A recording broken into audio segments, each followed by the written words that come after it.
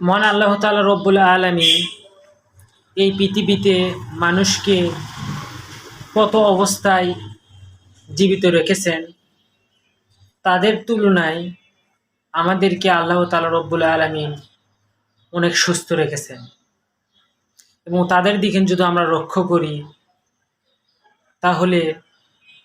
দেখতে পারবো তারা একটু বেঁচে থাকার জন্য, শান্তিভাবে বেঁচে থাকার জন্য কতটা আকুতি করতেছে।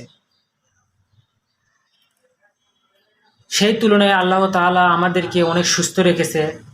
তাই আমাদেরকে বেশি বেশি আল্লাহ তাআলা রব্বুল আলামিনের শুকরিয়া আদায় করতে হবে এবং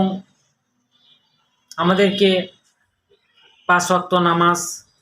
কায়েম করতে হবে এবং এর পাশাপাশি বেশি বেশি আল্লাহ তাআলার